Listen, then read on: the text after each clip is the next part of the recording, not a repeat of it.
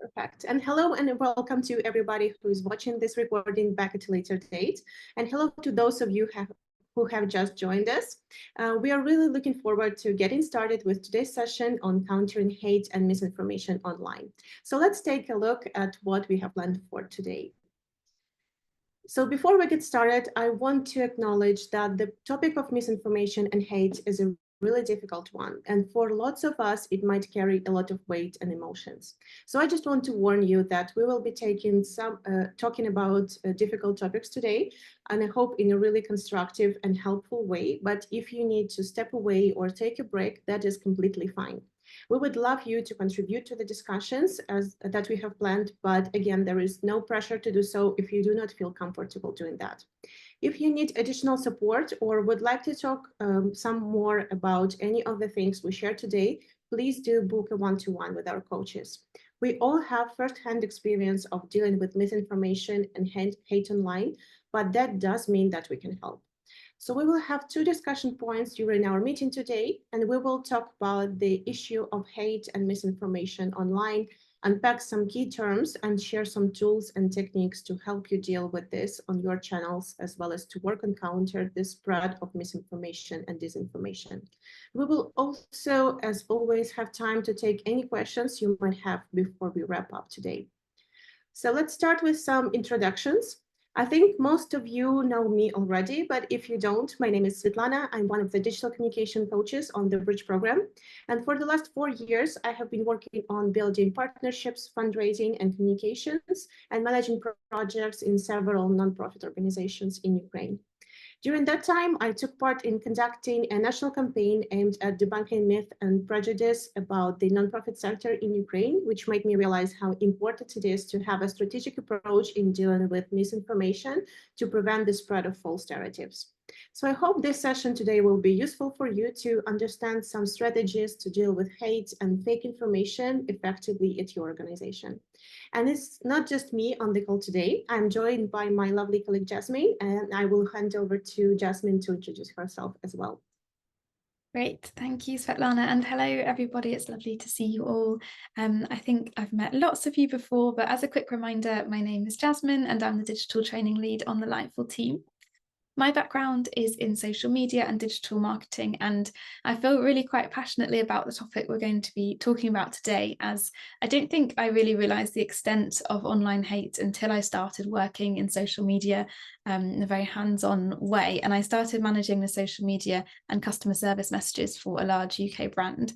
And it was just really shocking to see the content that people would send in, the things that people think it's okay to say online, just as part of regular queries and things that they would say to our organisation and to our customer service team. So yeah, I've got some experience that I'll hopefully be able to share to help you with that today. And yeah, really important topic for us to be talking about. So we'll look now at our learning outcomes and what you can expect from the session. And we hope that after today, you'll be able to understand and use key terms to describe misinformation and online hate. And also we'll have opportunities to share and talk about how this might impact your work. And hopefully by the end of today, you'll feel more confident about tackling these issues and have strategies to act against misinformation and hate.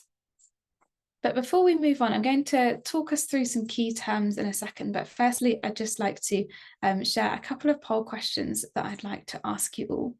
So I'm just going to put that live now, and you should see that pop up and you can vote on your answers. So the first question is, have you ever read or seen hateful comments online?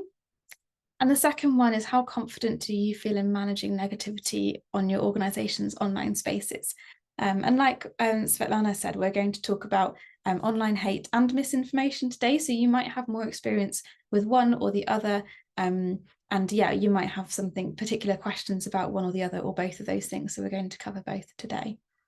But I'll just give a chance for everyone to cast those votes.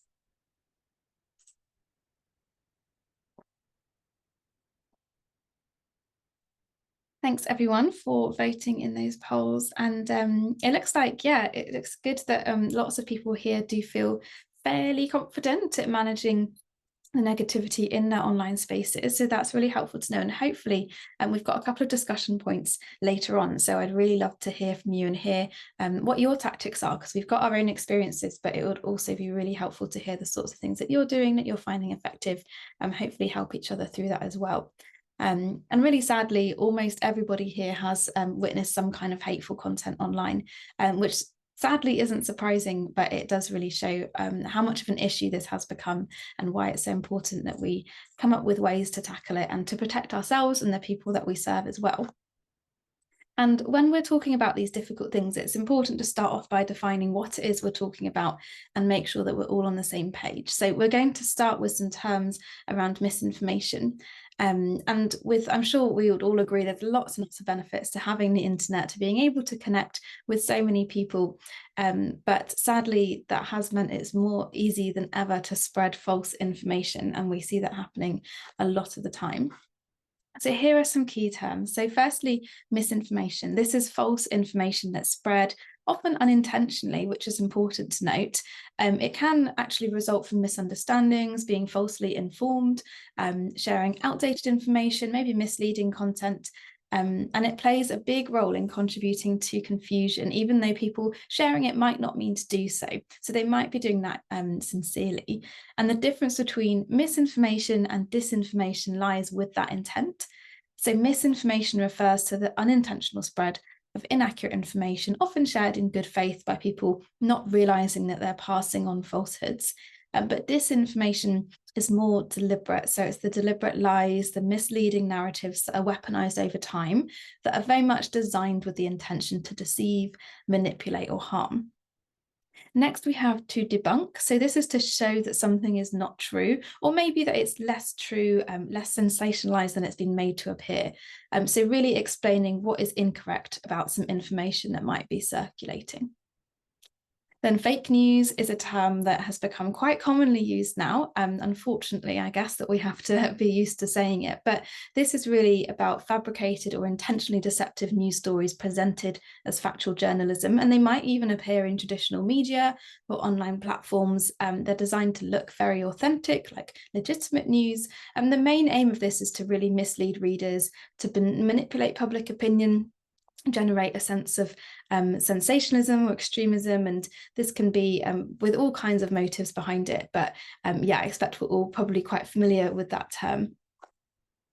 And now we're just looking at I guess, the quite dark side of digital channels and social media. And this has really grown due to people being able to post anonymously and really not seeing real life consequences of the things that they write online. So firstly, hate speech. This is anything that promotes or incites violence, discrimination, hostility, or prejudice. It often targets marginalized or vulnerable communities and can have really severe real-world consequences, and we'll share more about this later. Online abuse is harmful and malicious actions, and that can include things like cyberbullying, harassment, sending threats, trolling, or doxing, which is revealing someone's private information, spamming, and anything kind of intended to harm or intimidate people in the online environments and communities that people are a part of. And this can really take a huge toll on people involved, as I'm sure we would all imagine. And then we often talk about trolls. And when we refer to trolls, we mean these are people who engage in disruptive, provocative, or antagonistic behavior on the internet. And they typically post inflammatory or offensive comments, might take part in personal attacks, deliberately just disrupting online communities. And their motivations can actually really vary. Often it's kind of attention seeking, it's kind of the satisfaction of causing chaos and that kind of personal amusement that kind of leads them to make those behaviors there. And the final one is spam, and this is mainly repeated posting of the same content, and it can be malicious, it can just be a bit annoying, it might be promoting a scam or a repeated message, and you'll see probably people who like copy and paste their comments lots and lots of times on lots of posts, and often when you manage organization pages, people do post on your comment on your posts with maybe links to scams and things like that, so you might have seen those before. So that's a lot of definitions of some quite intense topics, I suppose, that we're talking about. But in a few moments, we're going to open up the floor and give everyone an opportunity to share about any specific challenges that you might be facing. So whether that is with misinformation about certain topics, it might be dealing with hate speech or trolls on your social media pages. But before we do hear from everybody here, we're going to share a couple of examples with you now. So a report by the International Broadcasting Trust was called Faking It. It's about fake news and how it impacts the charity sector, and particularly the humanitarian aid sector. And it explores the link between inaccurate or misleading journalism and the loss of trust towards NGOs and the charity sector. And it gathers examples of fake news from across the sector, from malicious fabrications about individuals, through attempts to sway public attitudes against, for example, the rescuing of refugees. And on your screens now are a couple of quotes from that report showing the impact that fake news is having on nonprofits. And the report states that NGOs are really bearing the brunt of misinformation and fake news about their ground operations. They need to monitor the information that's shared about them, and when they are the subjects of fake news, they need to recognise it and fix it. And this is difficult because fake news spreads so quickly. And this fast spread of misinformation can be damaging to the trust that we're building in nonprofits, and it can have a real impact on the staff who are working to debunk this as well. And you can see on the screen that Save the Children have been falsely accused of colluding with human traffickers, and Doctors Without Borders have also shared in the report that fake news can be life-threatening to our staff. So it is a really severe problem. And then just looking at, I suppose, the dark side of sharing the hate and abuse online, I'm going to show in a second a television advert that I worked on when I was working at a UK bank. And this was in response to those hateful comments that I mentioned earlier. We would receive hateful comments specifically about the people we featured in our adverts, who were actually just everyday people who we'd employed to feature in these adverts. And we'd see these comments on our social media channels on a daily basis. And unfortunately, the issue is really widespread on social media. So we worked together with some other British brands to come up with this awareness campaign. And this campaign took place in like a special advertising break on the British television channel, Channel 4. It was back in 2019, and it was really designed to highlight the disturbing trend of abuse being posted online and people thinking that it's okay to kind of hide behind their computers and share this kind of abuse. So Channel 4 partnered with some of their advertisers to show real examples of abuse received online against the real people in their adverts. So what you'll see in this video is the original advertisements overlaid with some of the abusive comments that the advert received, and a kind of creative interpretation of the damage that this does. But just to warn you that the language and the content in this is quite shocking and it might be upsetting. So if you would like to minimize the screen until the video has finished playing, then you're welcome to do that and join us back here in 3 minutes. So I'm just going to put that live now, and I'll check that the sound is working. Okay. Channel 4 presents a thought-provoking ad break. At Channel 4, we stand up for diversity and inclusion. Unfortunately, not everyone agrees, and one of the dark sides of this is abuse posted online. To highlight this disturbing trend, we've partnered with some of our advertisers to show examples of real abuse received online against real people in their ads. It may shock you. I heard that we are the most lonely society in history. Immediately I scoffed, looked at my 4-inch movie screen for, how can you be lonely when everything can be done with a tap or a swipe? Just because you can, it doesn't mean you do. Often the more you can, the less you're inclined to do. It's a funny kind of ruse. Imagine there were no phones. No Facebook, no such thing as online. You'd probably find the time to meet for a cuppa and a schmooze. Strange that. I like my internet connectivity, but it shouldn't block my interconnectivity, so I try and combine the two.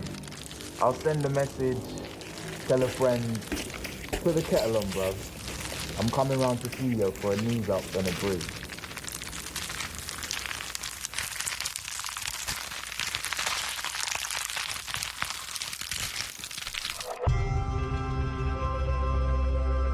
%41% of young adults have seen racist abuse, bullying or harassment online. The following advert contains abuse that may shock. So how was the big wedding? Oh, haven't you heard? No. So it's at the end of the night, everyone's on the dance floor really getting into it, you know? And say, this is my left wheel, and this is the bride's foot. Yeah. Well, it wasn't too bad.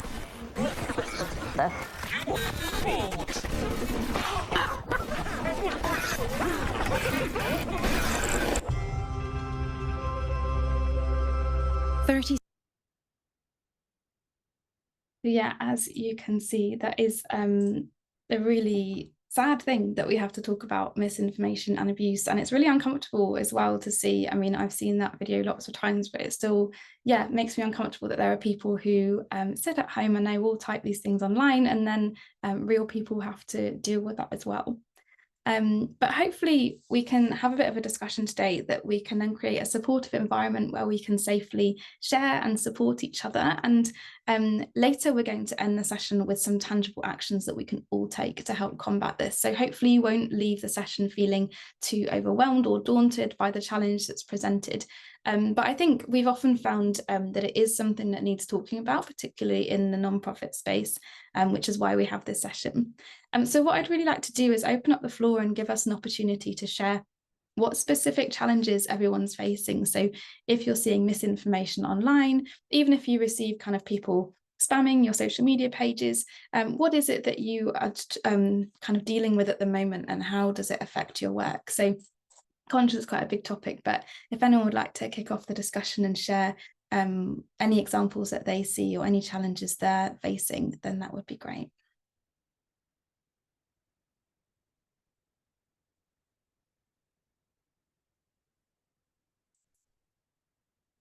Would anyone feel comfortable sharing initially?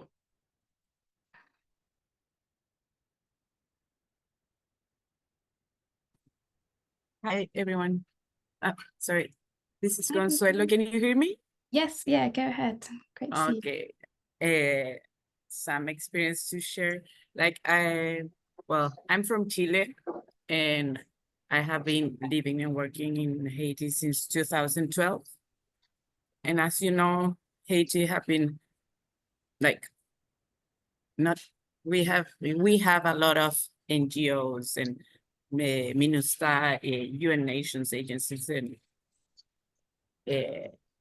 and foreign countries are not so very welcome sometimes, because we haven't, like in the past, they haven't do a lot of good work, but not so good work.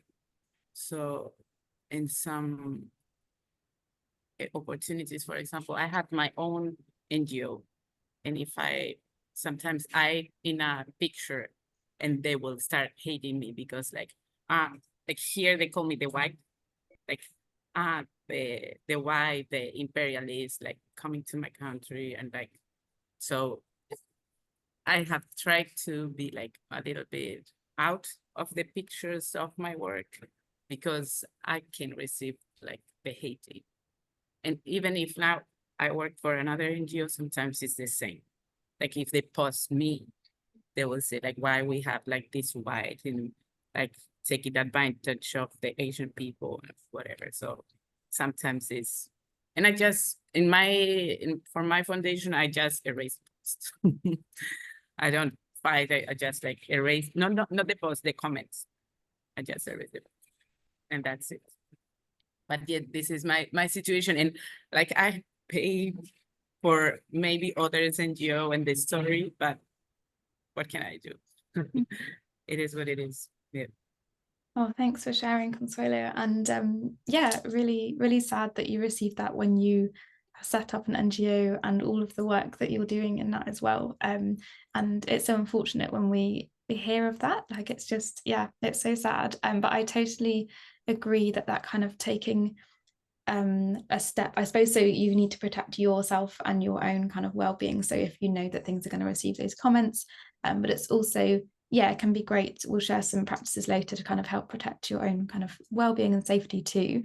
But yeah, it's kind of not letting those people get the attention that they want in the comments, isn't it? So I think the approach to like delete the comments is a great shout, but also it certainly takes its toll. And yeah, if it happens repeatedly, it can be really difficult to deal with. So yeah, we'll share some kind of points to help with later, but thanks so much for going first and sharing. That's quite yeah, a really difficult challenge to be dealing with. And Maria, I can see you've raised your hand. Go ahead.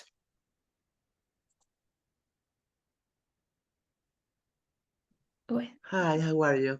Hi, Maria. For example, sometimes you receive an email of a different country offer to your organization to donor money, maybe thousands of money, and well, you can understand that is a fake news or is not a good. They don't have a good intention. I don't know why they do that, but of course we didn't accept that, and we sent to spam and something like this. Mm. Yeah.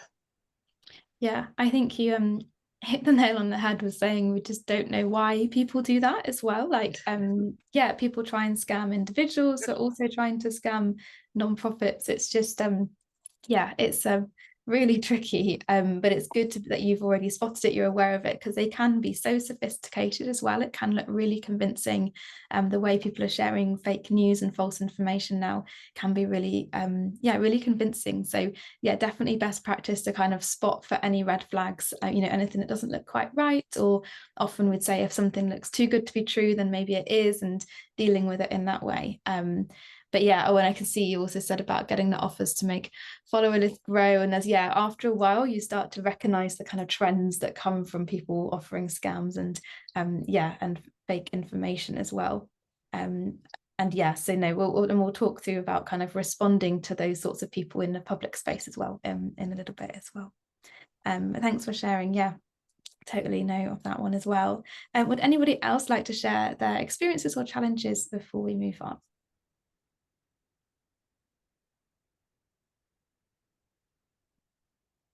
I think so, but thank you so much, Consuelo and Maria, for sharing. That's really helpful to hear. Oh, Tamara, did you want to share? Yeah, thank you, Jasmine. I'm not sure if you can hear me, but probably maybe this is a reflection. I've been working in the third sector for a lot of years, and I'm based in the UK, and I am from Venezuela, and I've been working with Venezuela's charities.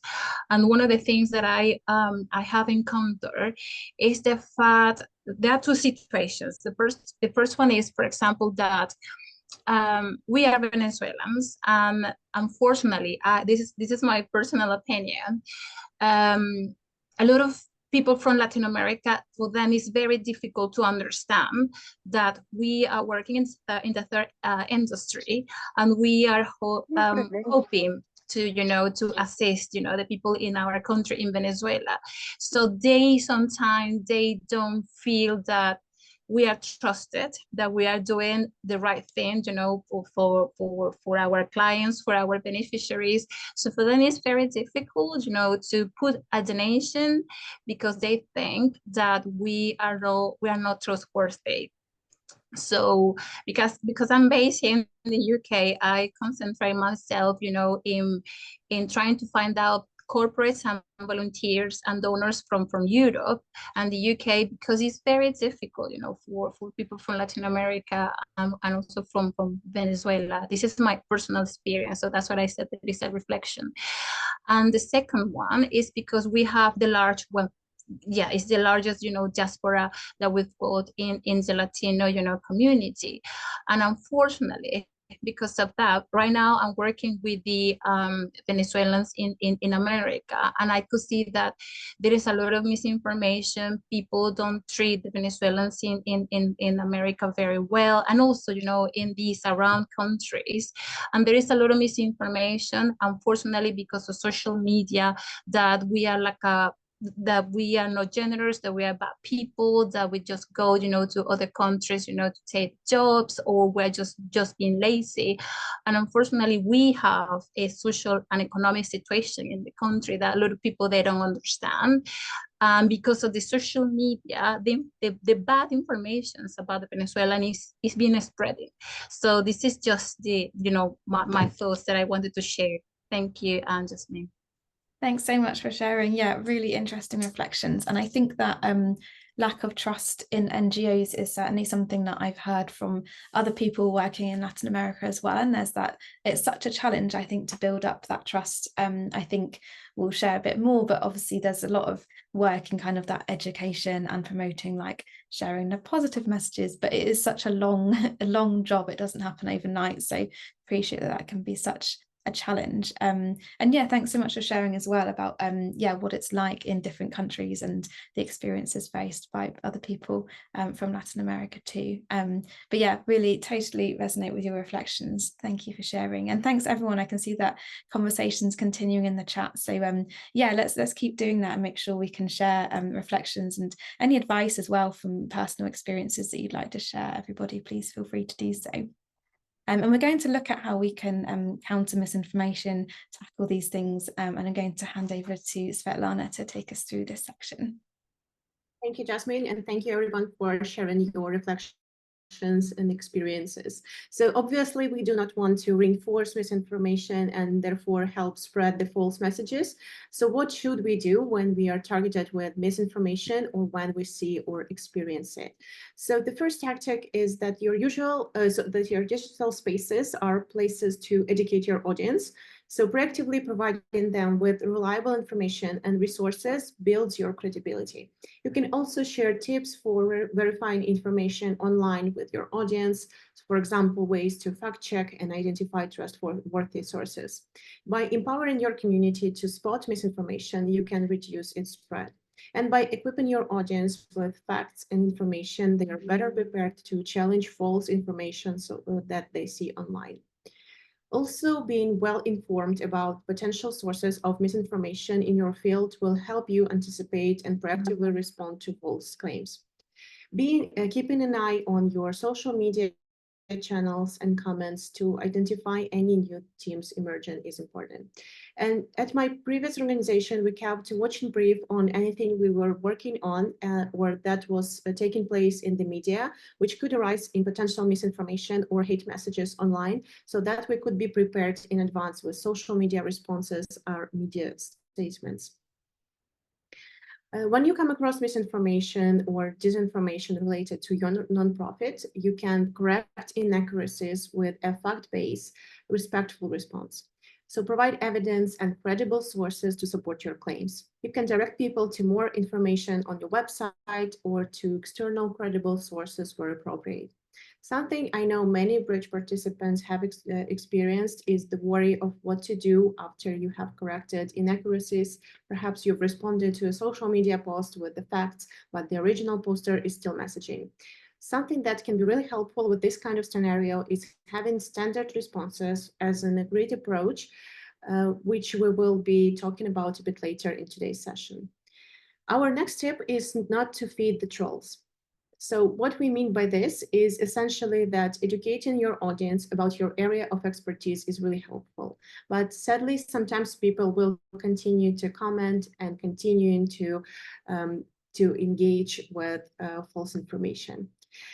So again, having a framework to follow in this situation can be really helpful. And it is also worth noting that joining in conversations that are not relevant to your organization is less helpful. Also, responding to false information once, but then avoiding discussion further on public channels, this can be increasing the spread of misinformation. So instead of joining in a long thread of comments, you could proactively post correct information on your channels. Also, it is also worthy working with reputable organizations or individuals to help verify that what you will be sharing is correct, and it can also help you build trust. Also, make sure you check the sources for any facts, headlines, or images that you will be sharing. It is easy to be fooled by what you read online, so please be careful to make sure you don't perpetuate the spread of false information. And finally, do not do it alone. Consider teaming up with other organizations working in the same area as yourselves to help increase your impact and support each other. It can also sometimes be hard to assess when a comment is meant as hate speech or to identify when something is misinformation, especially when expressed in the virtual world. It can also feel overwhelming to try to deal with obviously hateful content. However, there are many ways you can take a stand, even if you are not personally the victim of hate speech, and you can also make a difference. So to develop effective responses and to mitigate the impact of hate speech on our societies, we need to pause and analyze the situation and not respond out of fear. We need to better understand the dynamics of hate speech, including the motivations behind its spread. This is an approach that we would recommend. So first, take a pause. When those hateful posts or misinformation pop up, take a moment and refrain from making any hateful comments yourself or replying in hate to such content. Also, it is important to check facts. So to detect false and biased information, including hate speech and propaganda, be sure to check the content's origin with the help of search engines and fact-checking tools. Next, it is important to educate your audience. So you can help raise awareness of hate speech online and offline by engaging with your followers, your family, and friends in conversations about how hateful content can harm societies. Do not shy away from the topic, be open and honest, and where you can educate your audience on the facts rather than on personal opinions. Next, it is important to challenge and support. So you can undermine hateful content with positive messages that spread tolerance, equality, and truth in defense of those being targeted by hate. Taking a public stand for and extending solidarity to people who are the targets of hate speech demonstrates that rejecting hate is the responsibility of every individual. And next, report. Most online platforms and communities have rules to keep user discussions respectful and will let you easily report hate messages to administrators or moderators. And we will be going through that shortly. So what are some strategies to counter hate online? Addressing hate speech does not mean limiting or prohibiting freedom of speech. It means keeping hate speech from escalating into something more dangerous, particularly incitement to discrimination, hostility, and violence, which can lead to real-life crimes. This type of hate speech is prohibited under international law, so it is your responsibility to respond to it correctly. All internet platforms can unfortunately be places where people post hateful content, whether as words, videos, or photos, or memes, and can cause great harm. It is up to all of us to consider our own online content and make sure we are not crossing the line from free speech to hate speech. And it is also up to all of us to protect our audience from becoming victims of hate speech on our pages. So let's take a look at some of the platform features that you can make use to do just this. So the first way is blocking. Blocking is one of the most basic abuse mitigation tools that online platforms have in their arsenal. Blocking allows the user to prevent another user from accessing their online space, such as posting on their page or directly messaging them. Doing so stops them from abusing the user directly. The next way to to block your hateful content is reporting. So if enough accounts report a piece of content that promotes hate speech or discrimination, social media platforms often review the reported content and take action to remove it. In more severe cases, where a user consistently violates platform guidelines or engages with indiscriminatory behavior, their account may be permanently removed. Another way is muting. So in addition to blocking, muting is another basic abuse mitigation tool. Muting, which is sometimes called hiding or snooze, allows users to prevent abusive comments from being seen without blocking or unfollowing people or pages. The abusive commenter will often have no knowledge that they have been muted. This is useful for preventing retaliation while you figure out their next steps. It is also useful for de-escalation. You can mute certain individuals, or on platforms such as Instagram or Facebook, you can even mute certain words. So if someone decides to post hateful comments on your page, those comments include a particular word, it won't be visible for your audience to see. And we will be sharing some steps how to mute some people or pages on Facebook and Instagram in the chat. You can also give delegated access to people you trust. Delegated access gives trusted parties access to your account, including access to your comments, and direct messages. So these trusted allies can read through the harassment instead of you, the user, freeing you from reading abusive messages if you find it triggering or distressing. If you're not sure what to do in that moment of panic when you see a hateful comment, just remember that all of these digital platforms need to incorporate the experience of victim of online hate in product development and design. So be sure that there are measures that you can take to help limit your exposure to hate speech. If they don't, they will see a drop in users, investment, and real harm to their reputation. So one particular platform that has seen this is X. And one thing that you can do now to proactively reduce yours and your audience's exposure to negativity online is to create community guidelines for your online platforms. In fact, anyone who runs an online platform should have community management guidelines. So if you haven't encountered hate online before, I would still encourage you to create guidelines so that you can know exactly the steps that you need to take if you do encounter negativity.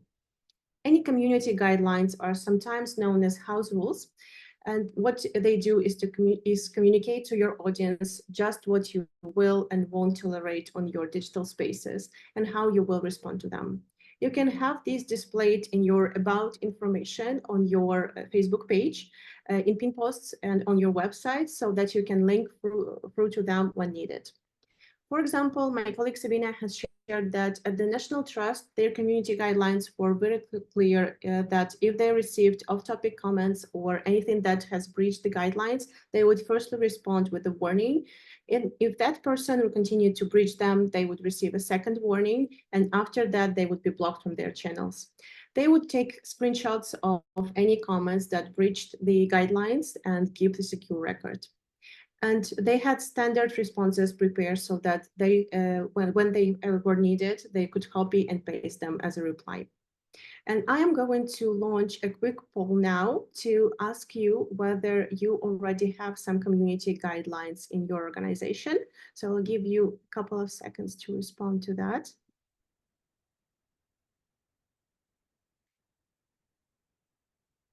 I see some responses coming through, and don't worry if not, there are some of our recommendations to help you support your online community. So please do not worry. I hope that we can help you create those guidelines together. So first, you would want to develop your own plan of action and response to negativity and hate online using the steps that me and Jasmine have shared with you. Here, you want to highlight the exact steps you are going to take. This also stops you from panicking when you do face such moments. You have clear steps that you can take. Also, you can engage and support victims of hate speech. Rather than hiding away from hate speech, show solidarity with victims and share messaging which aims to counter hate speech and support victims. If you notice any root causes and drivers of hate speech, use education as a tool for mitigating and countering hate speech. You can also share details to other organizations that specialize in supporting victims of hate crimes. Also, you should avoid stigmatizing language. So ensure your digital spaces are safe spaces for everyone to encourage inclusive conversations, create a peaceful and inclusive online environment. Language that we should be using changes regularly, so make sure you stay up to date with these changes and use resources like Oxfam's inclusive language guide that we have just shared in the chat. Another responsibility is that on you as an organization is to keep up with technological changes and use the different platform features which help to monitor and manage hate speech, such as the muting features that I have mentioned previously. And finally, you should regularly monitor your challenge to check the messages that are being shared to quickly notice and respond to these comments and messages and mitigate those issues. I have mentioned them a few times already, but let's take a look at the key study from the National Trust. So to mark Pride Month, the British nonprofit, the National Trust, shared this post, which tell the stories of some of their staff and volunteers in connection with Pride. Thank you, Jasmine. So this post tells the connection of their workers and volunteers with pride and why representation matters to them. The National Trust is a conservation charity whose founding purpose is to preserve historic and national places with the aim to not only save important sites, but to open them for everyone to enjoy. Their mission statement is for everyone, forever. In the caption of the social media post, the National Trust said, as a charity whose purpose is to make nature, beauty, and history accessible for everyone, celebrating Pride helps us in our ambition to make sure everyone feels welcome. So let's take a look at some of the comments that they have received under this social media post. Sorry. Sadly, almost instantly, this post was targeted by hundreds of people posting hate comments. We have included a few screenshots here of the tamest of these we could find to show an example of how the National Trust handled this kind of attack. At the National Trust, a close eye is always kept on what they call contentious issues. So before the social media post went live, the organization and the team responsible for their social media would have flagged that celebrating LGBTQIA+ communities on their platforms will likely see them targeted by trolls. And they would have been busy preparing a selection of messages and a framework of how they reply. And you can see that in action in the comments in your screen now. The first is their standard response, which is saying, our charitable purpose is to look after the nation's history and to make sure everyone has access to it. The National Trust is for everyone, and we welcome people of all backgrounds and beliefs. This is the response that they have been prepared to reply to most scenarios on this post with. You can see it is being used in response to another comment on the far right on your screen. The National Trust's policy is to reply once to the original commenter and then not engage any further. Often comments will continue, but the National Trust will only respond again within a thread if comments go against their house rules. In some instances, the standard response will have some variation applied to the to be tailored to the particular comment it is in response to, or is a standard response that is applicable for a variety of circumstances. You can see that in the thread in the middle on your screen, that someone has commented asking why the organization doesn't attend any events celebrating heterosexual union. And for this, the response is that celebrations and awareness months like Pride, Black History Month, and International Women's Day are chances to spotlight people and stories that historically haven't been shared.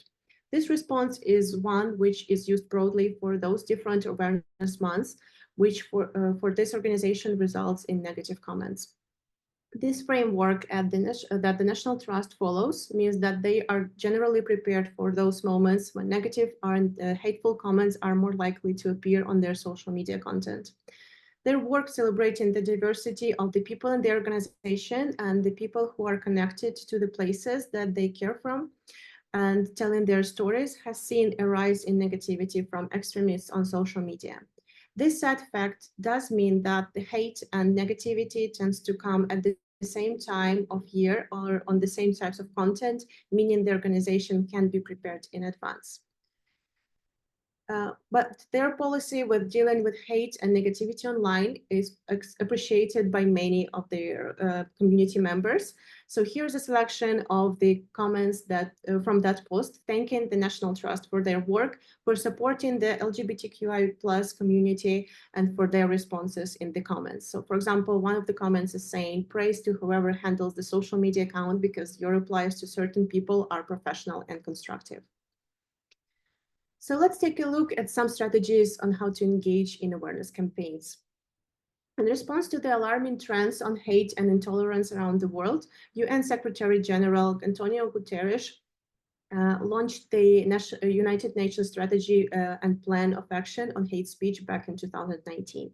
This first UN-wide initiative designed to tackle hate speech, which was marked for the first time in 2022.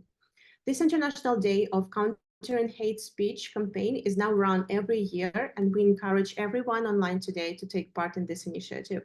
We know that when we come together, we are more likely to see change in every context. So on that note, if you would like to take part in the campaign this year, it might even be a great idea for you to join forces with other organizations to partner and campaign together.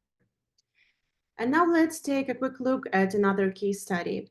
So Media Smarts, a Canadian organization, have been campaigning to raise awareness around misinformation and encourage people to take responsibility to make sure something's true before sharing it online with their campaign Break the Fake.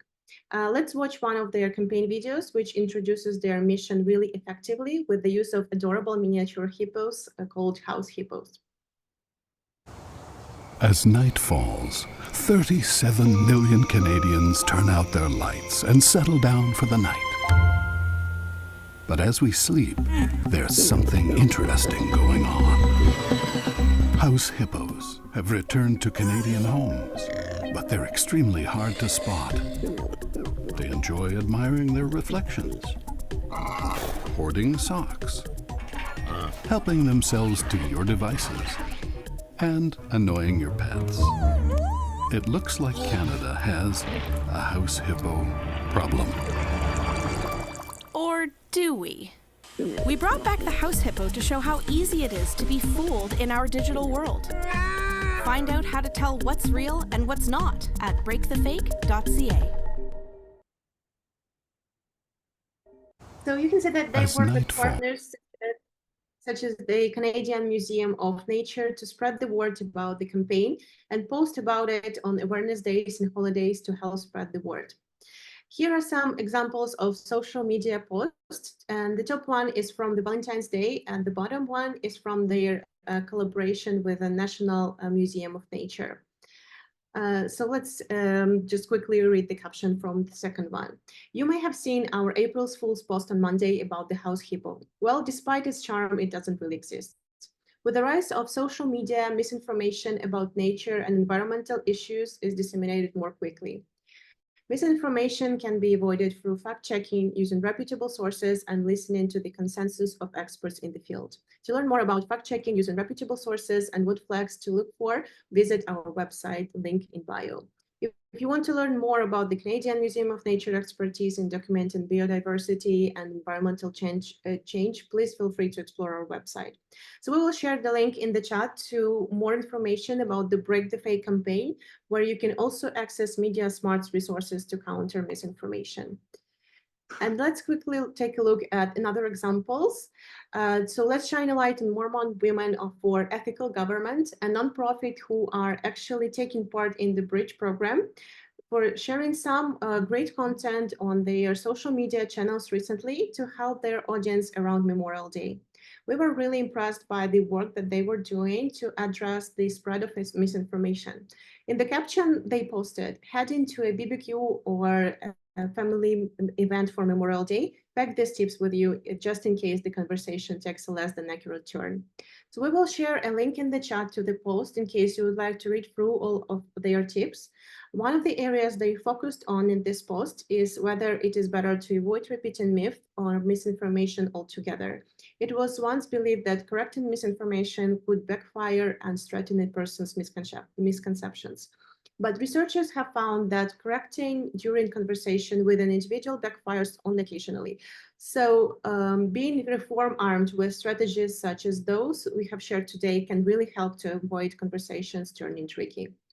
So to sum up, when communicating about sensitive topics, it is essential to create a clear policy for what to do when you encounter negativity on your digital channels. So firstly, plan your response. Your social media strategy should include a set of standards for responding to incoming notifications and messages. Your team should be clear on how quickly they need to reply and provide more some templated on-brand messaging that addresses frequently asked questions. Identify which questions or comments come up the most and plan out some responses. Make sure you update those responses from time to time so they remain relevant and don't feel stale. Also lead with facts. Address potentially harmful and misleading information when necessary, and when you do, it is crucial to respond factually when faced with a negative comment, whether it's admitting that you are wrong, offering a solution, or countering misinformation. No matter how personal content might seem, the commenter doesn't know you. So be secure in your value and focus on positives. And always report harassment. So if someone makes you or your followers feel uncomfortable, just report them. There is a difference between someone voicing concern and someone who is just trying to be an instigator. You can and always should reply to negative comments when someone is directly expressing concern, but when it comes to comments that are simply inflammatory remarks, those are just being left alone. A reply won't do any good and can simply cause the person posting those comments to post even more. So there is a fine line between criticism and outright harassment. And if someone makes you or your followers uncomfortable or even threatens you on social media, don't hesitate to report them. You might even want to consider creating rules of conduct post for your social media channels and pinning it to your profile so that everyone is aware of what language and messaging is appropriate and will be tolerated. Social media is incredible for its ability to bring the world together, but unfortunately, that does open us up to the world of negativity. That is why it is important to remain positive when dealing with social media trolls and also encourage healthy interactions with the supportive part of your community. Your goal when managing your social media community should be to foster a supportive environment when people feel safe to have honest dialogue, listen, ask questions, and express their points respectfully. So we have created a guide to managing hate and misinformation that includes templates and advice to help keep your organizations and its supporters safe. So we will share the link in the chat for you to have a read. And I'm going to hand over to Jasmine for us to wrap up the session today. Perfect. Thank you, Svetlana. And yeah, I know we've had lots and lots of kind of tips and things shared, but if you download that guide, then that's something that's really hopefully useful for you to be able to refer back to later. And that's been very much informed by discussions with other nonprofits and also our own experiences too. But just while we're about to head into our next steps, I know we've shared a lot today, so you're welcome to, if you'd like to contribute to our Slido word cloud about anything that you might do today after today's session to make sure that your online spaces are safe. If you scan a QR code, you can chip into our word cloud and do that on your mobile phone, or if you'd like to post in the chat as well, then that's great as well. But I thought it might be nice to end on a bit more of a positive note of things that we might be able to do to make a difference in our online spaces, maybe something that's been mentioned today. Perhaps you're going to look at creating community guidelines. I know that was something that not everybody has yet. But yeah, maybe have a think, and if there's one thing that you might start doing or do differently after today, then we'd love to hear either in the chat, or if you scan that QR code, you can contribute on your phones. And then we'll share some of our next steps and homework as well. And we have some resources to share with you as well. Cool, I see one person has posted, thank you, saying that you're going to implement some guidelines after today's session. And actually in that resource that Svetlana just referred to, and we've got in the chat, we've got a template for that as well. So rather than having to write those from scratch, if you want to kind of copy and paste the ones that we've drafted and adjust them to suit your organizations and your online spaces as well, then you can do that, and hopefully that will save you a bit of time as well. Well, feel free to pop in the chat if there's anything else you'd like to share. It might be one or two people typing on that word cloud, but maybe we'll come back to it after we've looked through the resources and next steps that we've got to share with you. Here we go. So there are lots of resources from a variety of organisations, and if you'd like more support, then please do have a look through some of these, but we'll share all of these links afterwards, so we don't need to have all of them right now. But what we'll do is we'll put the slides on the Lightful Academy recording, so you can refer back to these and look through all of these resources later on.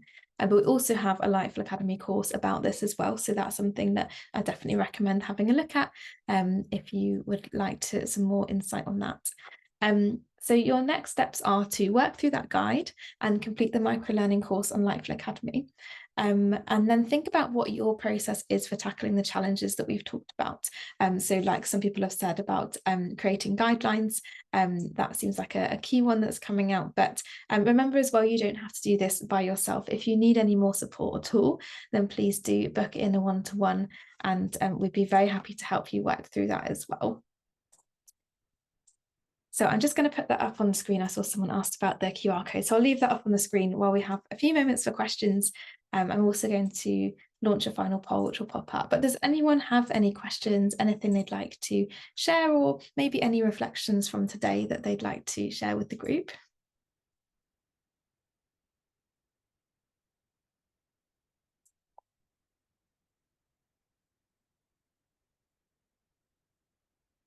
But feel free to either post in the chat or come off of mute. Oh, Janina, did you have a question? No, can I give some reflections? Just a little bit. Hello, everyone.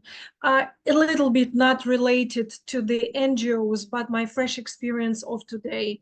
My cat got really sick and I had to take her to the vet. So we found this nice vet in the Ukraine. They did tremendously great job. Like they did the surgery, they did everything. And the head doctor asked me to go online and to leave the positive report because somebody, like some trolls, began to post negative comments for this clinic just to, for the competition's sake. So it was a fresh experience for me today, even like with the NGOs and charity, what I can do, I can honestly give my like good report. So I took a picture and I will post it online. So I realized that sometimes the people who fight against charity, they can be like, there's not much you can do, but you can at least have the honest battle. You can come up with the, either mute, either delete, or post the real feedback like I will do for this cleaning. Because, from my experience, they're like the best and the greatest, and I want to help them in this trolling, thing, at least with something that I can do. This is just a reflection, it reminded me of this topic. Yeah, thank you. I think you make a really good point, because I think that seems to be becoming a lot more of a thing now where, yeah, some people are getting targeted either on Google reviews or business reviews with like low ratings, or people having a very extreme response to what might have been quite a reasonable situation. So I think that's a great shout of something we can all do to help build trust and spread the good, really, of kind of good organizations, is to offer our reviews, our support and our comments. So I think that's a lovely note to end on. Thank you, Janina. Oh, Maria, would you like to share as well? Oh, we have two Marias. I noticed one, somebody had come off of mute. Yes, go for it. Well, we as a autistic association sometimes have to go with different views of the condition on how to manage it. So it can get really hard sometimes to discuss the arguments and going back and forth, if we call it this way or we call it this another way. So sometimes we're kind of in the middle, and I feel kind of hesitant to respond at times. So how can you manage this kind of different views, for example? It's getting kind of be very polite, but I have problems dealing with that. Yeah, I think that's definitely something to why having a bit of a strategy or a planned approach can be helpful, because there might be some areas where you say, actually, we don't need to have a say on this. It's not relevant to what we're going to join in. People might want to have that conversation. That's okay. There's a level of having, an exchange of ideas and people sharing their opinions. But there are some instances where you might say, actually, that's against what we stand for, or having a clear line of which, when you do want to say something, what it is that you say. And so having that, and maybe having like, what you'll see actually in the guide, which we've got an example of a bit of a flow chart. So it's something that I've used before. Let me just give you a quick glimpse into it. Oh, it's very zoomed in. Well, anyway, we've got a flow chart which you can use as a bit of a like, if this scenario happens, I'm going to do this. I will reply, I won't reply. This is the templated response. And sometimes that can be helpful for teams as well, to know actually if it's just a different view, we might leave it. If it's something that actually is relevant to what we stand for, we'll address it in this specific way. So that might be helpful. Okay. Thanks for your question.